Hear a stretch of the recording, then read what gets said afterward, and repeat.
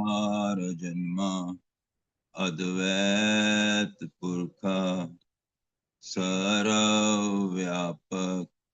कल्याण मूरत परमेश्वराय नमस्तम् परमेश्वराय नमस्तम् परमेश्वराय नमस्तम्। ओम ब्रह्म सत्यम सर्वधा।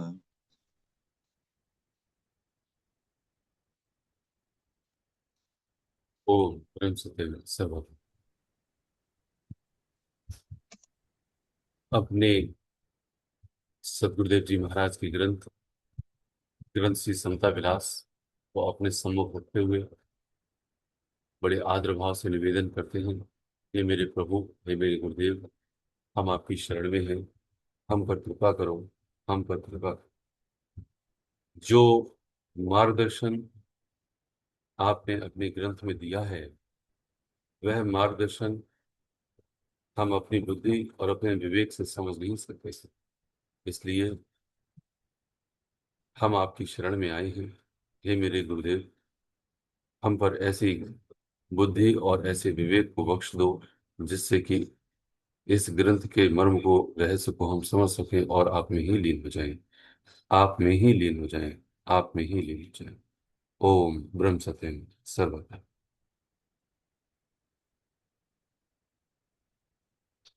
ग्रंथ श्री समता विलास में वचन नंबर 21 है और विषय है समता मार्ग संदेश। Page number 196। श्री महाराज जी हम सभी को समझा रहे हैं, समता की तालीम आम हिंदू संप्रदाय में और दीगर मजहब में इस तरह है जिस तरह माला के मनकों में धागा है। समता यानी ईश्वर, और ईश्वर की जो शिक्षा है, जो कानून है, वह समस्त शिक्षा आम हिंदू संप्रदाय में, हमारे मत मतांतर पंथ जितने भी हैं, उन समस्त मतांतरों में,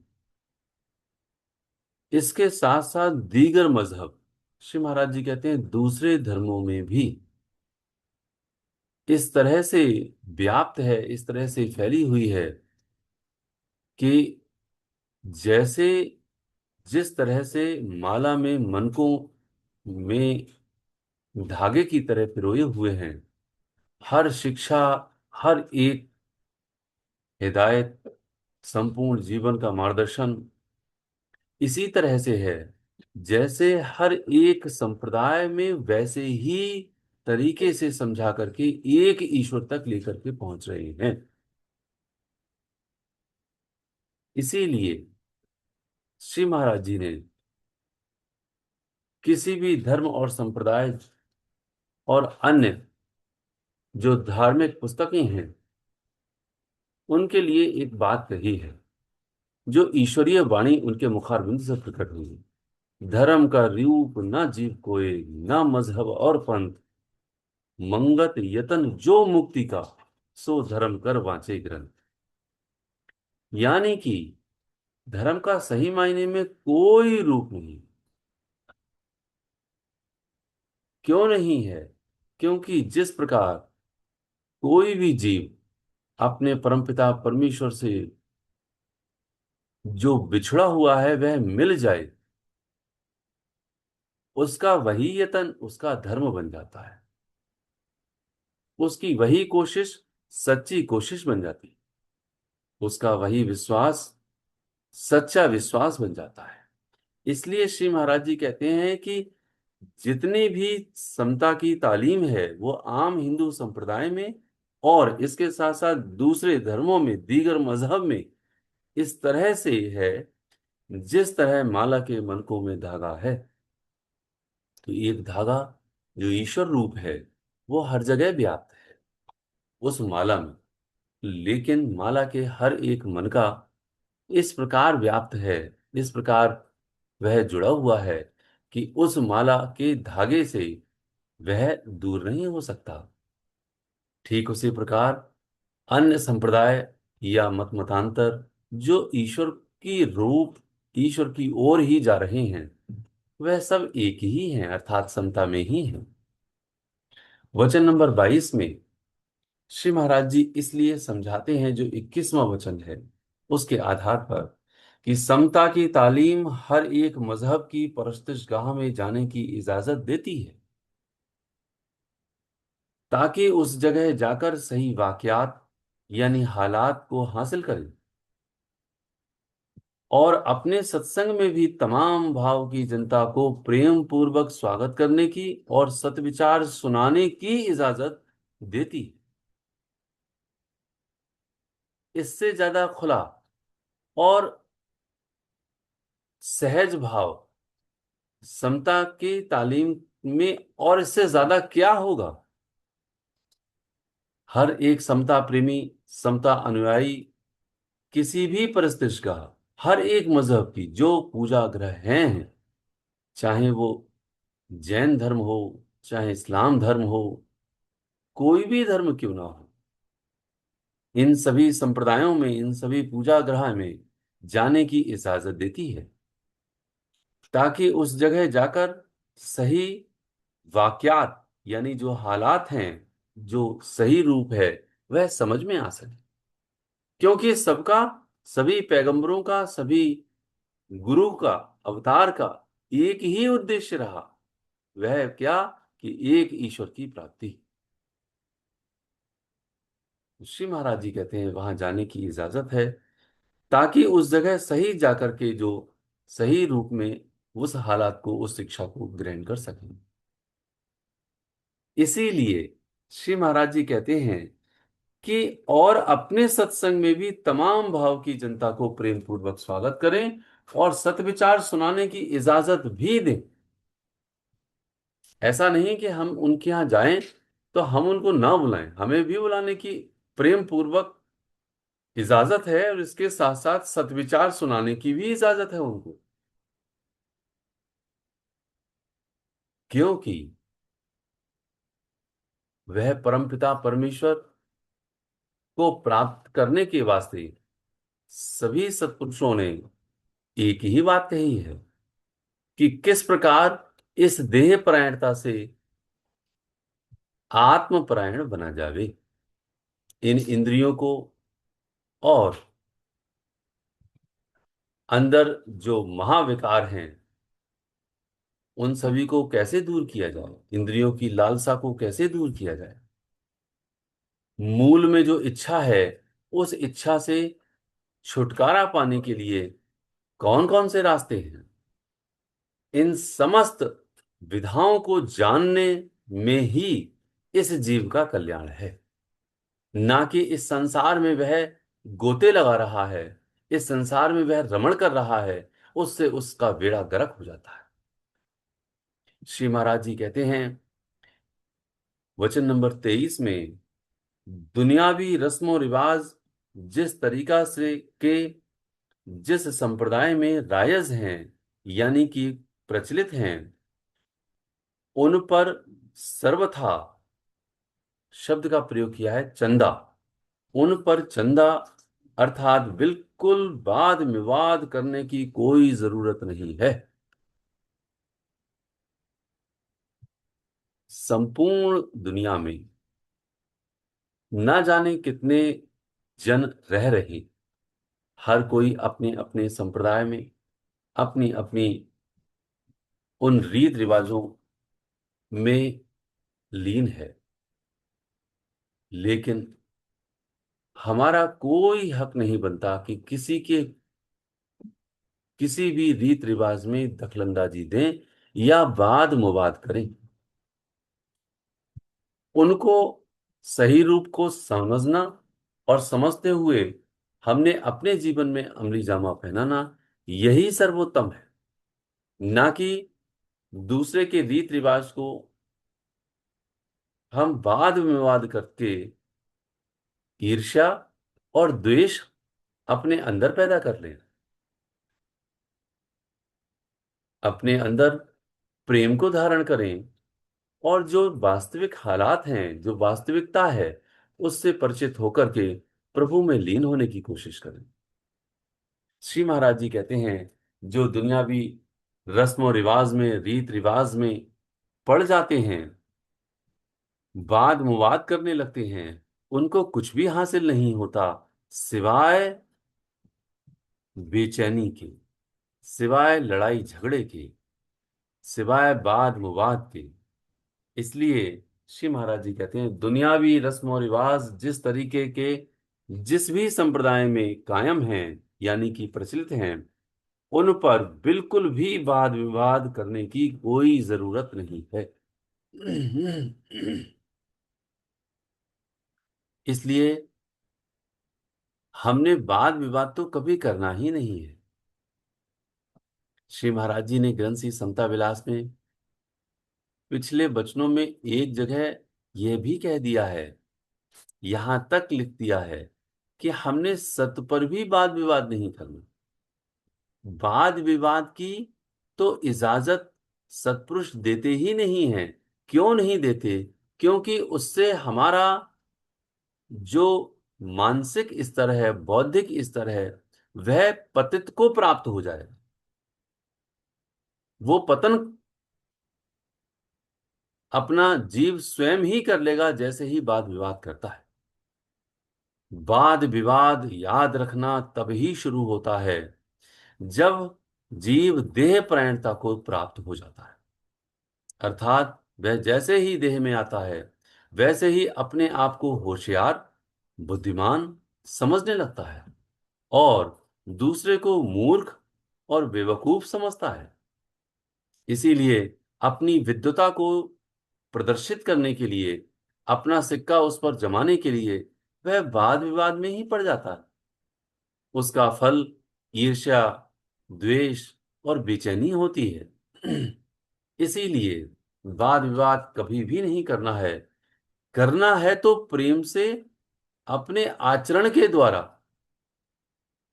उसको अपने साथ जोड़ने की आवश्यकता है, उसको अपने साथ लगाने की आवश्यकता है। प्रेम से उसके लिए अपने जो हृदय की स्नेह है, जो हृदय में उसके लिए, क्योंकि वो क्षमा का योग्य है। यदि किसी के पास कोई गलत तरीके से विद्या है भी, तो इसका मतलब है कि उसको सही विद्या देना, ना कि वाद विवाद करना। तो श्री महाराज जी कहते हैं कि दुनियावी रस्म और रिवाज जिस भी तरीके से, जिस भी संप्रदाय में रायज हैं, यानी कायम है, प्रचलित हैं, उन पर बिल्कुल भी वाद विवाद करने की जरूरत है ही नहीं। पेज नंबर 197 में जो वचन नंबर 24 है, श्री महाराज जी कहते हैं, समता की तालीम इखलाकी यानी चारित्रिक जिंदगी और रूहानी यानी आत्मिक जिंदगी और देशभक्ति में हर तरह से कुर्बानी करके अपने जीवन को अमली यानी क्रियान्वयन बनाना सिखाती है। ये वचन हम सभी के लिए तीन बिंदुओं तीन बिंदुओं की ओर इशारा कर रहा है। पहला, चारित्रिक, अपना जीवन जो चरित्रवान है। दूसरा, आत्मिक यानी रूहानी। तीसरा, देशभक्ति, और इसमें कुर्बानी देनी।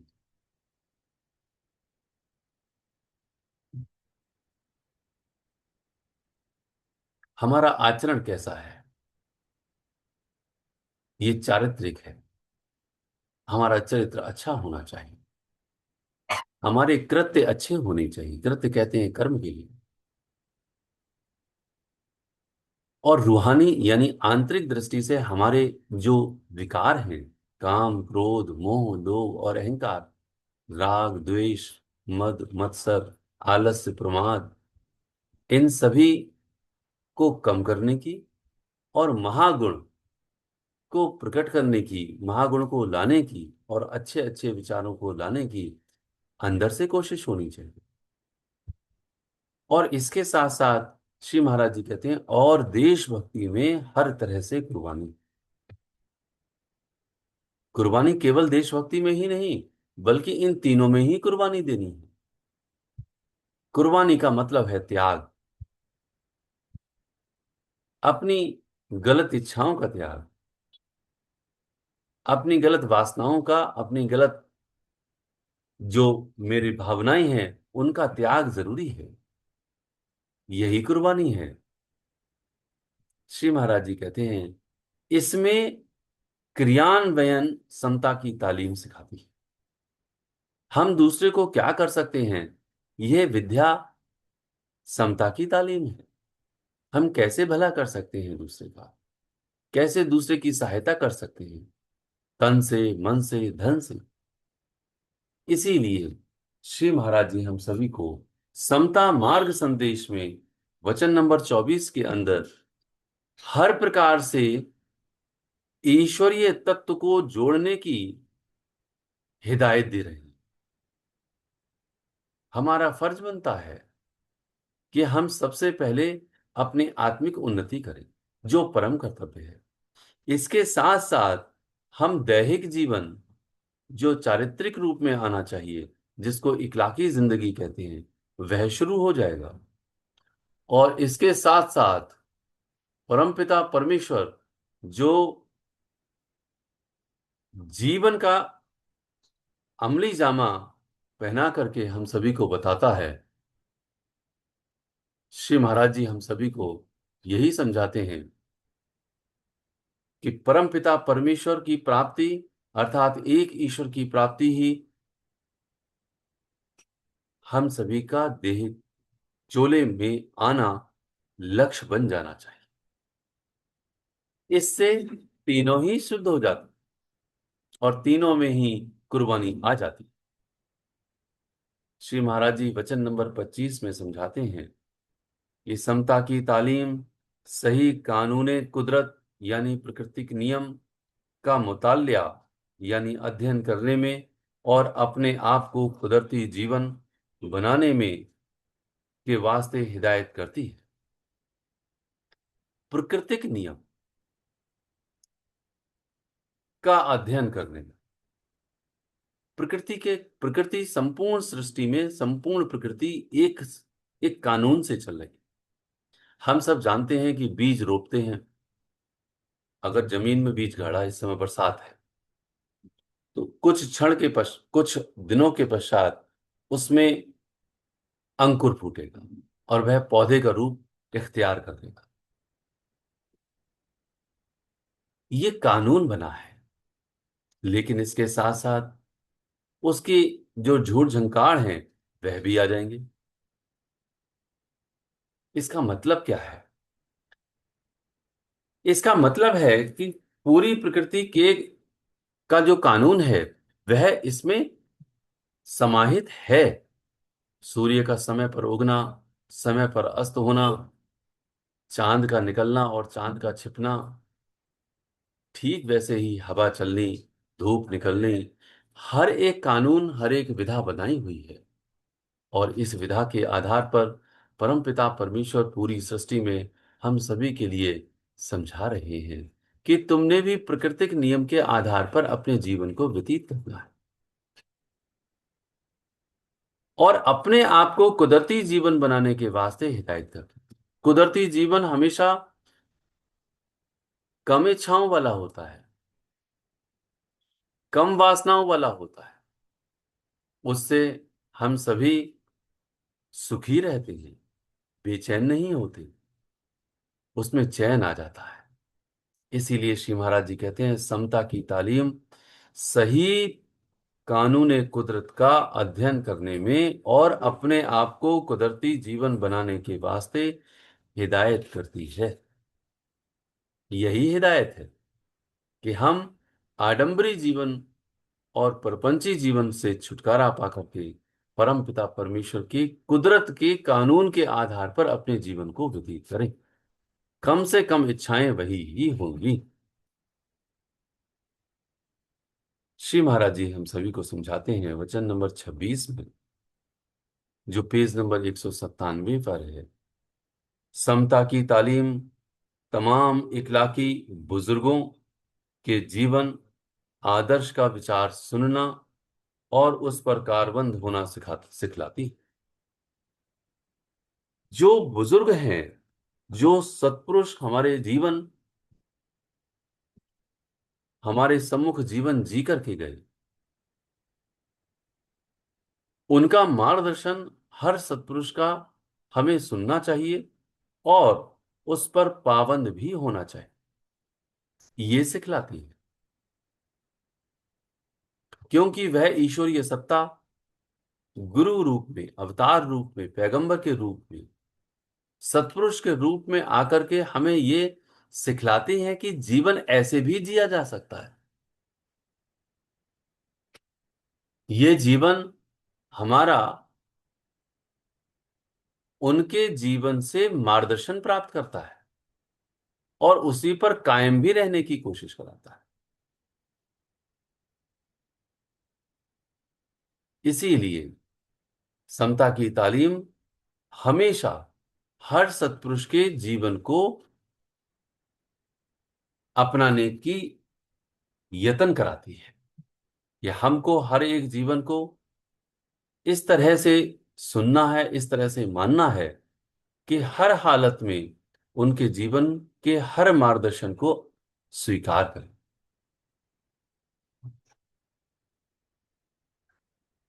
सत्विश्वास, सेवा, निश्चलता, निष्कामता। श्री महाराज जी सत्य पर थे। श्री महाराज जी ने सत्संग को कितना जोर दे करके हम सभी को कायम किया। सत्संग में सादगी, ऊंचाई पर ना बैठना, इतनी हिदायत दी हैं जिनकी मार्गदर्शन को हम रह रह करके याद करें तो पता चल जाएगा कि सही मायने में हमें अपने जीवन में हर पल उनके हर मार्गदर्शन को याद स्वतः आ जाएगा। यानी कि हमारा जीवन जो इस पूरी अपनी घर गृहस्थी में चल रहा है, उस जीवन में प्रत्येक पल में मार्गदर्शन याद आ जाएगा और हर क्षण उन्होंने मार्गदर्शन दिया है। बुद्धि का प्रयोग करते हुए जो सतबुद्धि है, उसमें रमण करते हुए परमपिता परमेश्वर हम सभी के लिए विवेकवान बनाने की कोशिश करते हैं, जिससे कि ये तन संसार में अपने कर्तव्यों को करता रहे और मन और बुद्धि का रमण परमपिता परमेश्वर के मंत्र के जाप में लगा रहे। श्री महाराज जी कहते हैं वचन नंबर 27 में कि अगर कोई नासमझी से सही ईश्वरीय कानून से नावाकिफ है, यानी नासमझ है, और कई तरह के तोहमात में फंसा हुआ है, उसको प्रेम पूर्वक अच्छी तरह समझाना हर एक समतावादी का प्रथम धर्म है। यहां तो प्रेम पूर्वक की बात आ रही, लेकिन कई बार ऐसा होता है कि कोई नासमझ जो समता की तालीम से बेपरवाह है, उसको जोर जबरदस्ती दे करके समझाया जाता है, उससे क्रोध और उससे द्वेष किया जाता है, ईर्ष्या करने लग जाता है। लेकिन यहां तो ईश्वरीय कानून को और कई तरह के तोहमात यानी वहमों को जो फंसा हुआ है, उसमें उसकी निंदा करने लगते हैं, उससे ईर्ष्या और द्वेष करने लगते हैं। श्री महाराज जी ने सख्त हिदायत दी है कि हर एक समतावादी सर्वप्रथम अपनी प्रेम पूर्वक अच्छी तरह से उसको समझावे। वहां पर उसका द्वेष, वहां उसकी ईर्ष्या, वहां उसका वाद विवाद बिल्कुल नहीं होना चाहिए। ये उसका प्रथम धर्म है। श्री महाराज जी वचन नंबर 28 में समझाते हैं, अगर सही गौर करके अपने जीवन स्वरूप को सही धर्म में ले आवे तो उसकी मर्जी है, नहीं तो ज्यादा वाद विवाद करना समता के उसूल के खिलाफ है। कितना सुंदर वचन हम सभी को समझाते हुए कह रहे हैं कि यदि वह समतावादी जो पतित हो गया है, वह वहमों में फंसा हुआ है, वह ईश्वरीय कानून से बेपरवाह होता जा रहा है, उसको प्रेम पूर्वक समझाएं। यदि फिर भी समझ में ना आए तो क्या कह रहे हैं श्री महाराज जी, तो उसकी मर्जी, नहीं तो ज्यादा वाद विवाद करना समता की तालीम के खिलाफ, ये विरोध है। और क्या कह रहे हैं, अपने जीवन स्वरूप को सही धर्म में ले आवे। अगर सही गौर करके अपने जीवन स्वरूप में सही धर्म में ले आवे तो उसकी मर्जी है। समझाने से भी ठीक है, कोई बात बता दी जाए, अपने जीवन से प्रदर्शित भी करा दी जाए, ठीक है, लेकिन वाद विवाद ज्यादा करने की आवश्यकता कभी भी नहीं है। श्री महाराज जी वचन नंबर 29 में समझाते हैं, समता मार्ग में निष्काम भाव से सत्कर्म की धारणा असली कल्याणकारी यतन माना गया है। तमाम गुणी पुरुषों का मार्ग यह ही है, निष्काम भाव से सत्कर्म की धारणा, कामना बिल्कुल भी नहीं रखनी और हर पल सत्कर्मों को करते रहना है। यही कल्याणकारी मार्ग और यही कल्याणकारी यत्न बनाया गया है। समस्त सत्पुरुषों ने दो ही पहलू दिए हैं, निष्काम कर्म की साधना और दूसरा एक अविनाशी का ध्यान। इन दो विधाओं के अतिरिक्त श्री महाराज जी ने, सभी सत्पुरुषों ने और तीसरा नियम कहाँ बनाया है। इसीलिए श्री महाराज जी कहते हैं तमाम गुणी पुरुषों का मार्ग यह ही है। अंत में वचन नंबर 30, जो इस विषय का अंतिम वचन है, पेज नंबर 198 पर श्री महाराज जी हम सभी को समता मार्ग संदेश में समझा रहे हैं। समता की तालीम धर्म मार्ग पर पाबंद करती है और तोहमात से निजात यानी वहमों से छुटकारा दिलाने वाली है। इस वास्ते हर एक प्राणी मात्र सही विचार करके समता के असूलों पर चलकर अपनी जिंदगी को मुकम्मल यानी कि स्थापित करें, जिससे इस संसार में आने का असली समर यानी परम शांति प्राप्त हो जाती। श्री महाराज जी कहते हैं कि समता की तालीम धर्म मार्ग पर पाबंद करती है। जो धर्म है मेरा, धर्म कौन सा है, केवल एक धर्म है, ईश्वर की प्राप्ति। इसके अलावा और कोई दूसरा धर्म परम धर्म है ही नहीं। बाकी तो कर्तव्यों का पालन करना है, मना ही नहीं है। समस्त कर्तव्यों का पालन करते हुए परम धर्म में स्थित रहना है।